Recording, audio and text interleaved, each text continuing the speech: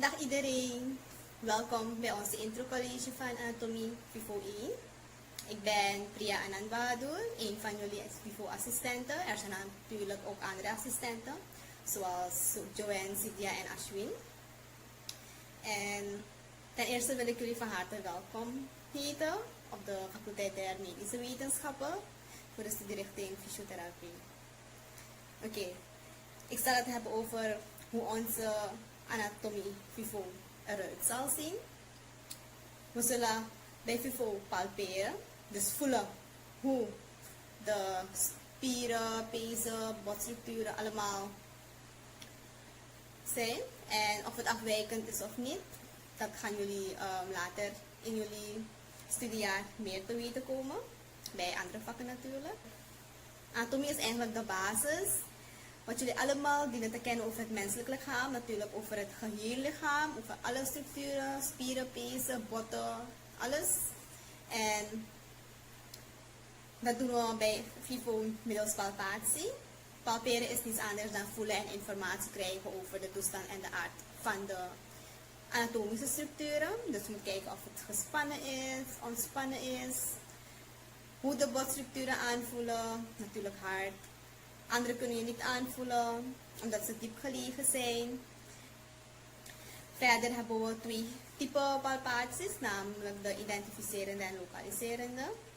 We hebben ook te maken met oriëntatiepunten, dus bijvoorbeeld de oriëntatiepunt van waaruit je bepaalde structuur moet palperen.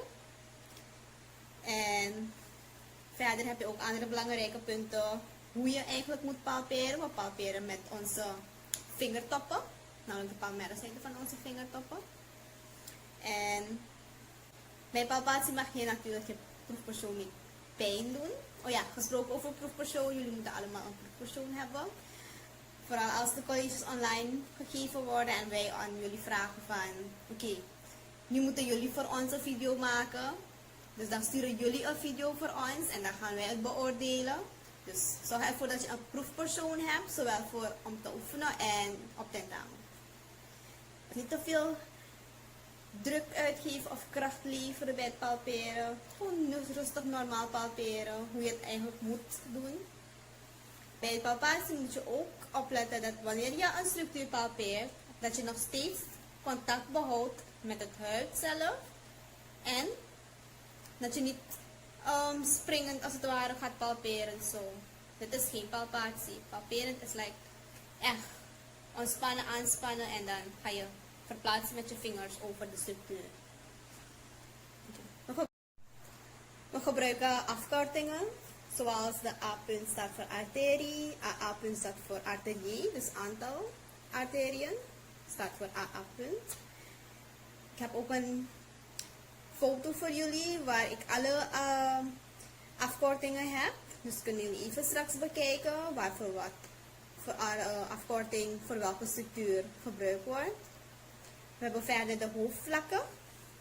Ik zal middels een blaadje dat voorstellen. We hebben namelijk de frontaal vlak. Dat scheidt ons lichaam in een voorste en achterste deel. Dit op mijn hoofd plaats.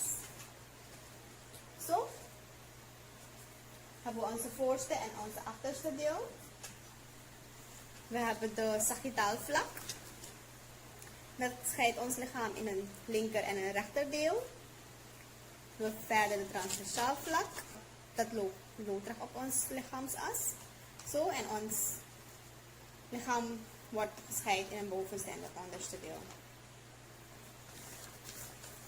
Ik zal nu de anatomische houding voor jullie aannemen.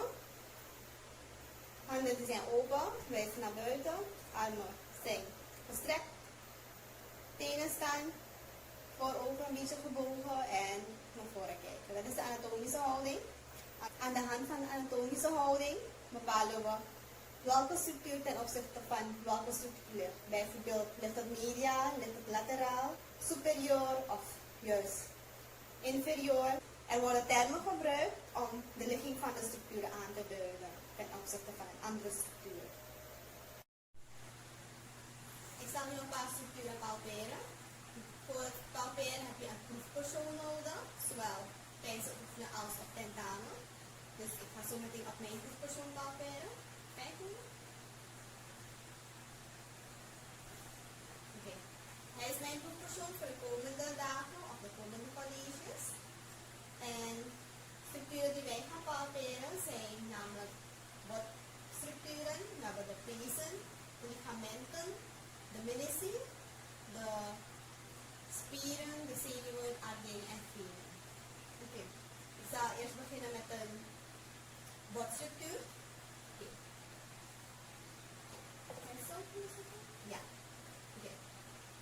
Ik zal de onderkranen voor je palperen door te buigen van je elleboog, dus flexie elleboog, zien we de prominent uitstekeltje hier. Prominent botstructuur dat we hier zien is de onderkraan. Ga nu een spier palperen. We palperen spieren door alterneren aan te spannen en te ontspannen middels weerstand. Dus zo meteen ga ik weerstand bieden. Oké. Kan je elleboog omhoog bewegen? Okay. Ontspan, spannen, ontspan, spannen, ontspan, spannen, ontspan. Ik heb de spierbuik gepalpeerd. Ik ga zo meteen de pees ervan palperen. Door flexie komt de pees eigenlijk ook op. En pezen die moeten we dwars palperen. Daar. En nu zal ik een arterie palperen. Die palperen we door pulsaties te voelen.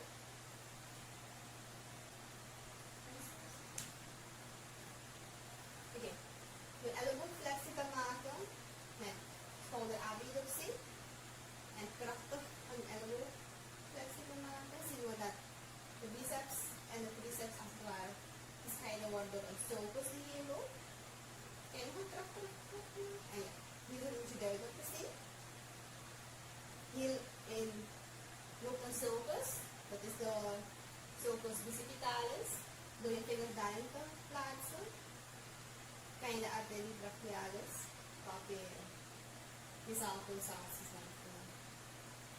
Venen, die tekenen we. En tekenen doen we middels een oogpotlood. Dus zorg even dat jullie een oogpotlood ook bij de hand hebben. Verder zal ik een zenuw palperen. Over zenuwen daarover rollen we met onze vingers. De nervus ulnaris zal ik palperen in de nervus in de sulcus van de nervus ulnaris. Dat is hier.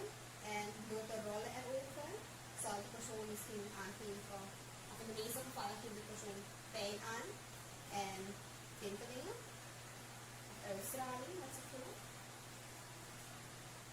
Dat zijn eigenlijk structuren wat ik gepalpeerd heb en in de komende colleges kan leren we meer over. Oké, de algemene regels. Je proefpersoon moet, als hij een dame is, moet hij in een sport-BH zijn of in een korte broek. De heren die mogen in een korte broek zijn. T-shirt mag natuurlijk eruit. Maar de dames moeten wel in een sport-BH. Verder moeten je tijdens palpatie zelfs geen bijouterie aan hebben. Dat eigenlijk de palpatie belemmert. Als jullie de THC's of stel als we oefensessies hebben in het trainingscentrum. Dan moeten jullie ten eerste schoenen uitdoen. Op de schoenenrek plaatsen. De tassen die zetten jullie in de kast. Er is een speciale kast daar gezet. Daarna komen jullie binnen. Jullie hebben je lakens bij je. Natuurlijk moeten alle bedden bedekt zijn met een laken. En je proefpersoon mag dan erop. Vergeten jullie je mondneuskap niet als jullie naar de vak gaan voor college of oefensessies. En je hand sanitizer. Dat is het belangrijkste. In deze COVID-19 situatie. Ik zal nu even snel hebben over de boeken die we eigenlijk moeten gebruiken. Misschien weten jullie intussen al, we hebben de Sobota. Er is ook een witte kleur hiervan. Anatomie in Vivo Daarvoor gebruiken we anatomie en FIFO-boek. Is dit? Verder theorie wordt uit longen gegeven. Dat is dat. Ik wens jullie heel veel succes voor jullie komende studiejaren. En veel plezier met het studie richting fysiotherapie.